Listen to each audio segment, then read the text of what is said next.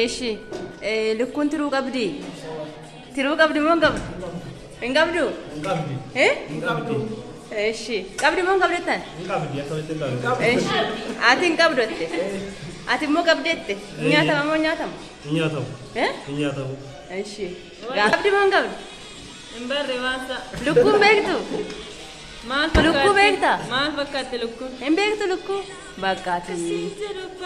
Galteetta. Eeshi gaafa lammaffaa lukkuun onne qabdeedha.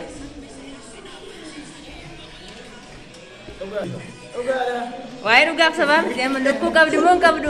Lukkuun onne qabdi moo qabduudha? Qabdi. Tiruu forsi miti bakka duwwaa gaaffii deebii gabaabaa kennita. Qabdette? Eeshi nyaatamti moo nyaatamu onne ishii? Nyata mumti? Atau? Iya kanuma. Kanuma? Atau galani? Yaada wal fakkaata qabdu. Yaada wal fakkaata qabdu? Itti mallatteessaa gaa? Itti makan akka jaba. Lukkuu qaltee beektaa? Kokkee buusee beektaa? Malee qaltee hin beektu? Kokkee buusee garuu.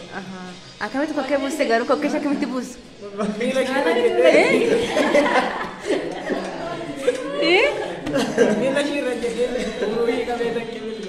Sani bodo? Sani bodo mo shali? Okay. Sani bodo? Sani bodo buluk.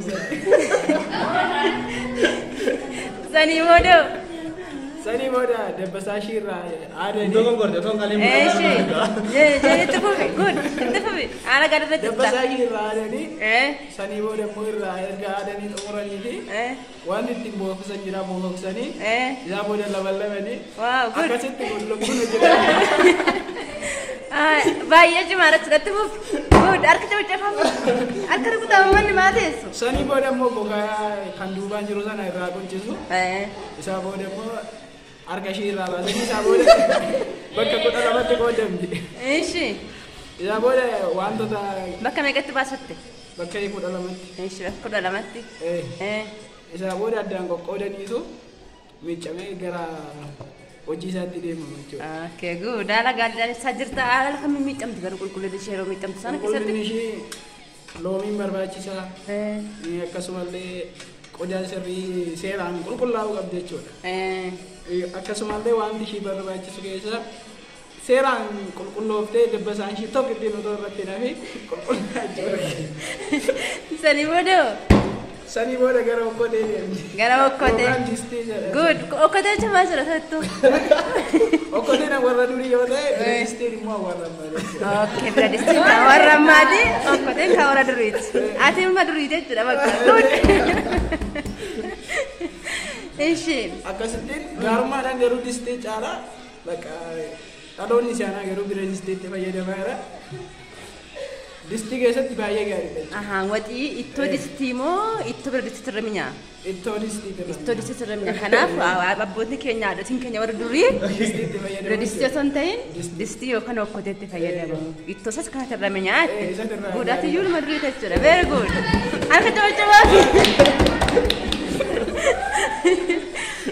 Winshi.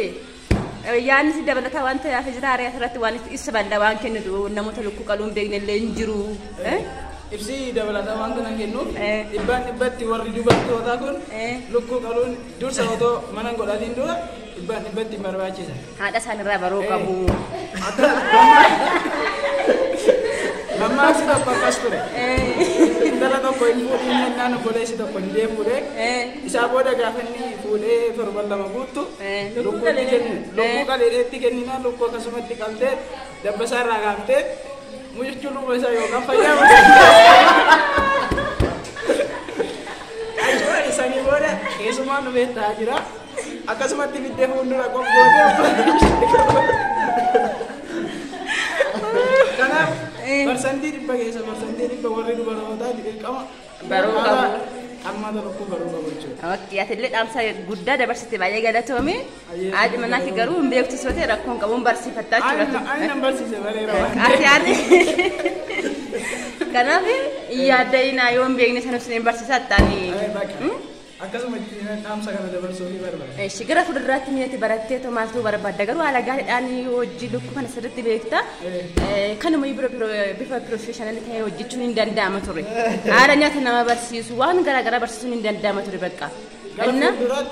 Kanaaf barattee too dhaloota kana barsiisuudhaaf fedhii qabdamoo waan biraa ta'uu barbaadda barattee gaafatamu.